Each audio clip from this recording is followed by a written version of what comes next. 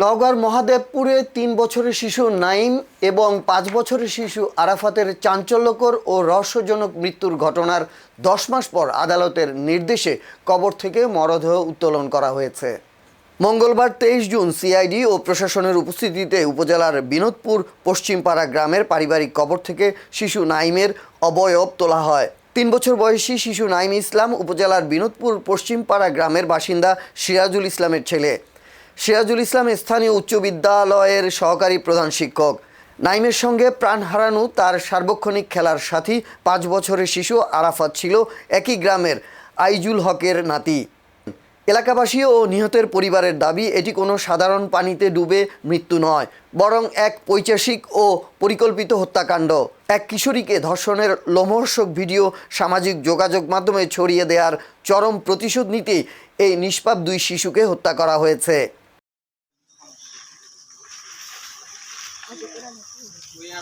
অনুসন্ধানে জানা যায়, নির্মম এই হত্যাকাণ্ডের বীজ বোনা হয়েছিল গত বছরের ১৬ জুলাই।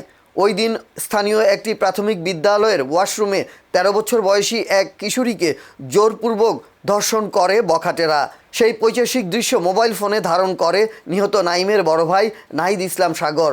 পরবর্তীতে ভিডিওটি এলাকায় ভাইরাল হয়ে পড়লে ফেঁসে যায় অভিযুক্ত ধর্ষক ও তাদের পেছনে থাকা স্থানীয় প্রভাবশালী চক্র। এতে চরম ক্ষিপ্ত হয়ে সাগরের পরিবারকে এলাকা ছাড়া করার পাশাপাশি দেখে নেয়ার অনবরত হুমকি দিয়ে আসছিল তারা। নিহতদের পরিবারের অভিযোগ, পূর্ব শত্রুতা ও হুমকি ধামকির ধারাবাহিকতায় গত বছরের ১ সেপ্টেম্বর সকালে নাইম তার প্রিয় লাল প্লাস্টিকের হাতপাখা নিয়ে বাড়ি থেকে বের হয়। সঙ্গী হয় প্রতিবেশী শিশু আরাফাত। অভিযোগ রয়েছে, ঘাতকরা নাইমকে কৌশলে একটি বাড়ির ভেতরে ডেকে নিয়ে গলা টিপে হত্যা করে। খেলার সাথী ৫ বছরের শিশু আরাফাত বিষয়টি দেখে ফেলায় প্রমাণ লোপাটের উদ্দেশ্যে তাকেও শ্বাসরোধ করে হত্যা করা হয়। পরে দুই শিশুর মরদেহ পাশের পুকুরে ফেলে দেয়া হয়।